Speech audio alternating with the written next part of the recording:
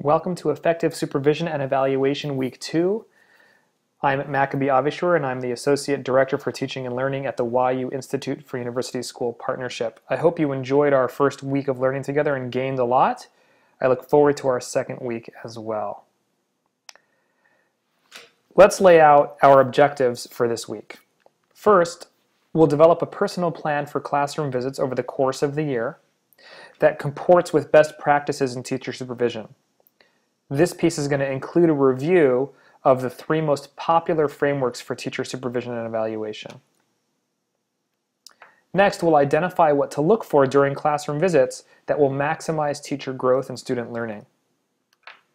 Then, we'll begin to develop, or adapt if that's the case for you, a template for class visits for data gathering in your school that outlines the criteria on which teachers will be supervised and how they will grow. Then, we'll differentiate between feedback that shuts teachers down and feedback that helps teachers grow.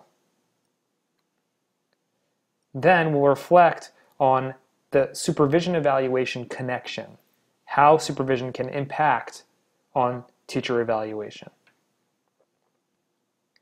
Last week, we focused on goal setting as a key component of faculty supervision. I want to stress how important I think this is to a successful system of supervision.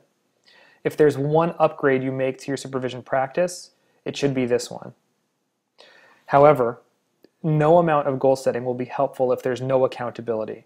This is where you come in as the supervisor. As we said last week, we believe that every teacher's success depends on having a growth mindset. As Hillel said in Pirkei Avos, Dila mosif yasuf. If one isn't growing, he's diminishing. You are responsible for the teacher's growth, and this can really only be accomplished if you're watching the teacher in action, sharing your observations, and engaging in conversation. So classroom visits are key. Of course, the first challenge of conducting classroom visits is creating time in your schedule for them. The first thing you should do is create a manageable list of the number of faculty you'll be supervising and how often you'll be visiting each faculty member. But before you do that, we have to discuss what kind of visits you're talking about here. Are these short pop-in visits, mid-range visits, or long full class visits that include pre-conferences and post-conferences? Ultimately, you'll have to decide that for yourself, and you might choose to follow one model or the other, or some combination of the models. Your reading in the research section will help you further develop your personal stance on this issue. So to help illustrate the importance of frequent class visits, which I'm going to advocate for here, I want to share with you some graphics developed by Kim Marshall. On average, there are about 180 days in a school year, and the average teacher teaches about 5 classes per day. So that equals 900 classes, which are depicted on this graph. In your school, you probably have a few master teachers, a lot of solid teachers who make up the majority of your faculty, a few mediocre teachers, and even some unsatisfactory teachers. What's obvious, but bears discussion, is that no teacher is consistently great or terrible. Master teachers have some less than masterful days, and unsatisfactory teachers have some good days. For example, a master teacher's year might look like this. Most classes are masterful, with a fair number of solid classes, and even some mediocre and unsatisfactory classes. A solid teacher's year will be mostly solid, with a fair number of classes where she shows what she's really capable of with the proper growth, and about an equal number of classes that aren't quite up to her potential. The mediocre teacher's year is similar, mostly mediocre, with scattered moments of brilliance, and some really unsatisfactory classes. What becomes clear here is that every one of these teachers is capable of mastery level teaching. So that if you were to plan 2 visits a year that were announced to any of these teachers' classes, you would likely see 2 master level classes being taught. Each of the teachers is capable of a mastery level, and with the right incentive, i.e. your biannual observation, that teacher will probably perform at that mastery level. So it's clear that 2 visits a year is not going to be enough to give you a picture of what the teacher's class is like and more importantly for our purposes, to provide the type of support that teacher needs to grow. Rather, it's frequent visits followed by feedback and conversation that will lead to growth. More frequent visits, especially those that aren't planned and announced, will give you a much better picture of what it's like to learn in that class on a regular basis and will help you more effectively help the teacher achieve her goals. It's important to keep in mind the purpose of a classroom visit. Its purpose, at least in the Supervision for Growth model, is to provide feedback to the teacher that will lead to growth, so the teacher will be able to achieve his goals. If the disposition of the visitor is such, it changes the complexion of the data recorded. First, the data is guided by the expressed goals and objectives of the teacher. And second, it's not done with an evaluative lens. A question, of course, arises, well, how do I evaluate teachers if my class visits aren't evaluative? That's a subject that requires more time and depth than we have room for in this short module. But in short, evaluation is based on student learning and teacher growth. If your students are achieving clear learning goals and your teachers are achieving the growth goals they've set for themselves, your evaluation will be relatively easy. While you're conducting classroom observations, of course, it's totally appropriate to jot down data that catches your attention that you think relates to teacher performance and not to the specific goals that you happen to be studying at that moment. But this data should be saved in a different place and not included with your Supervision for Growth data. If something is urgent, of course, it needs to be dealt with immediately. But these types of situations are fewer and farther between than the real meat of your work. When considering scheduling your classroom visits, it's important to understand different models of visits and the benefits and drawbacks of each. Essentially, there are three basic models. The very short pop-in, which lasts 3 to 5 minutes. The mid-length observation, which lasts between 10 to 20 minutes. And the full class observation, which lasts anywhere from 30 minutes to an entire period. So the pop-in visit is sometimes referred to as the Downey walkthrough. It's been in vogue lately. Its main focus can really only be on student safety and what we loosely refer to as engagement. And what I mean by that word is engagement can be addressed by the question, do the students appear to be engaged in the educational exercise the teacher is leading them through? The mid-range visit allows the supervisor to sit in the room, gather data about what the teacher and students are doing and saying, and get a sense for the learning that's going on. For most administrators, these are the most effective types of observations. They're substantive enough to allow the supervisor to share useful feedback with the teacher, and they're short enough that the supervisor can actually do them with regularity. The full class visit, which need not actually be a full class but should comprise the majority of the class, is the most robust type of observation. It allows the supervisor to really feel like a student in the room, to be absorbed in the lesson. It is usually preceded by a pre-conference and followed by a post-conference. It provides mountains of data to the supervisor and the teacher. Full class visits can be incredibly valuable, but because of the time commitment they require, are not suitable as a regular tool for most administrators. We'll read in the research section an article on the different types of observation and how one administrator utilizes them as a mix. Another reading supports what I'm advocating for, which is a majority of visits being mid-range visits. And these articles will help you refine your personal view on this. Once you've decided who you're going to visit, how often you're going to visit, and with what kind of visit, it's vital to add this to your calendar. If you manage your own calendar, get out the teacher master schedule and add these observations before school starts, like today if possible. If you have an assistant, the assistant can do this for you. Make sure you include time on your calendar to write down your notes after the observation, or to clean them up at least. Some administrators prefer not to take notes while they're visiting so that they can actually watch and write down their notes afterwards. But everyone needs time afterwards to actually make sense of their notes and to put them in a format that can be shared with the teacher.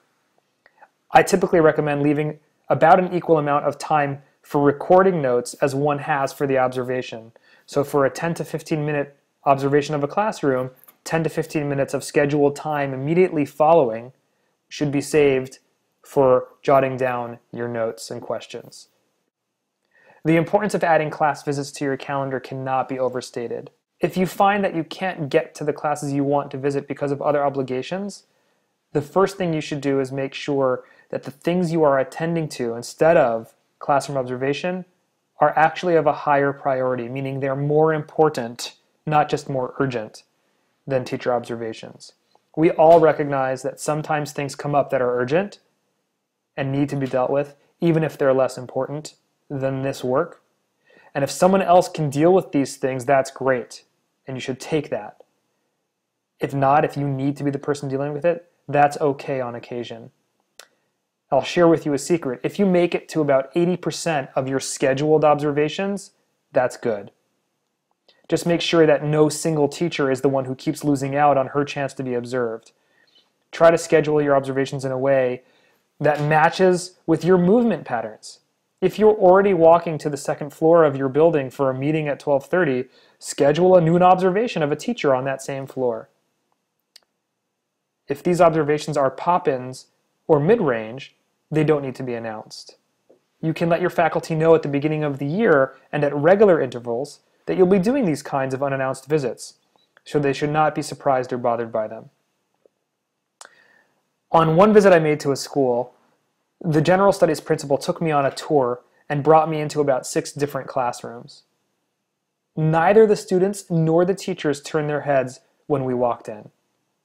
When I inquired about this later, the principal told me that classroom visits were so frequent in that school that having someone enter the classroom was perceived by the students and teachers as a normal part of the class, so it drew almost no attention.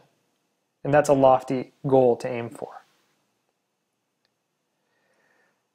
In your reading, you're going to review 3 of the most popular frameworks for teacher supervision and evaluation, and discuss the benefits and drawbacks of each. Ultimately, you'll make a choice about which one you'll be using to guide your work. There are 3 frameworks of teacher supervision and evaluation that seem to dominate the field now. These have been created by well-respected educators whose views comport with what we've been talking about here and whose work has had significant impact on the field.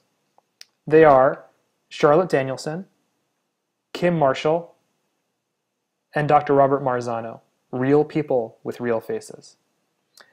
You'll review and skim each of these frameworks during your research. Then you'll discuss with your cohort the benefits and drawbacks of each of the frameworks and choose one that you'd like to work with. You may already have a preference, and that's fine. Your rationale for choosing that framework will be valuable to the group, and your reevaluation of the other frameworks will hopefully be valuable to you. So, what to look for? How can you know what to look for when you're visiting a class? Is your instinct enough? Is your experience enough? It's important to remember that your job as a supervisor is to look for things that will help the teacher you're working with improve his practice. These might include things he does well that you want to reinforce, as well as things that can be tweaked. Each of the frameworks mentioned captures some of the most important things to look for. The most important similarity is that all these frameworks focus on what the authors believe are the domains of good teaching, and that each defines what those elements look like in practice. I remember sitting with a group of teachers and administrators recently as we evaluated a videotaped lesson. Many of the teachers in the room reported afterwards that the students were not engaged in the lesson. So I pressed them to find out what they meant by engaged. They responded that the students might have been bored or disinterested. However, when we looked at the data, that every student was actually on task and doing what the teacher had asked the students to do, we didn't see evidence that the students weren't engaged. I suggested that perhaps it was the adult teachers evaluating the lesson who were bored. After all, it was a third grade math lesson that went on for over 12 minutes with little change in the activity. Even though the students were all on task, from what we could see, the adults watching the lesson were bored. They didn't separate their own feelings about the lesson from their observation and projected their boredom onto the kids using the jargon of engagement. This is a pitfall of observation, placing your judgment on the data. That's why it's important to keep the disposition of data gathering in mind. And data are facts, things that you can observe with your naked eye, not intuitions you make about what's going on. Using tools when observing classes is a great way to make sure that the observation is transparent, that it meets your goals, and helps the teacher grow and learn. Checklists are usually dangerous tools because they quantify practice without providing evidence. They basically reduce the art and science of teaching to a score instead of a conversation.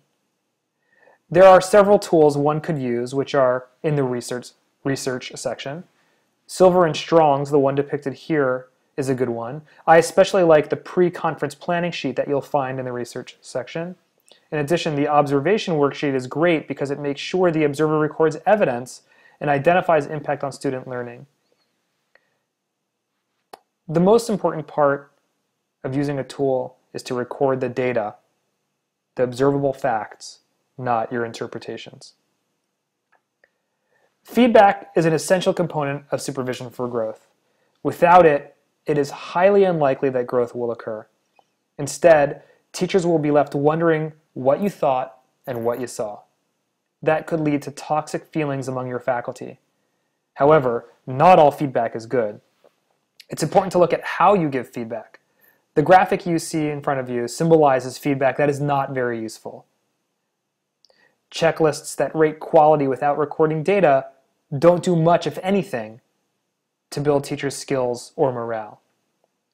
Instead, feedback, as the word implies, must be more similar to a feedback loop, a conversation between the supervisor and the teacher. You'll read an article by Kim Marshall about this in the research section. In addition, you'll be reading a blog post by my colleague Shira Leibowitz, who responds to Kim Marshall's article and lays out her 7 steps to effective feedback. Feedback also takes time, as I mentioned above, and this should be built into your schedule. Take time to write follow-ups and to meet occasionally face-to-face with the teachers you observe. Sharing your written notes is an important part of the process. Otherwise, without the chance for reflection and dialogue, no growth can happen.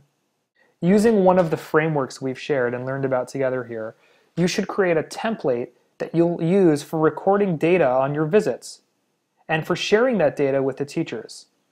This sharing is effective as long as the teachers must respond to them. There must be feedback from the teacher on your data. I also really believe that face-to-face conversations are important, although they don't need to happen after every single visit if those visits are frequent. These face-to-face meetings can be sit-down meetings or stand-up meetings in the hallway. They can last just a few minutes or a little bit longer and should be a chance for the teacher to do most of the talking.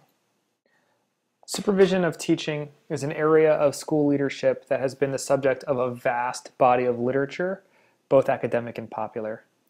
That's because it's something that takes deep study and lots of practice.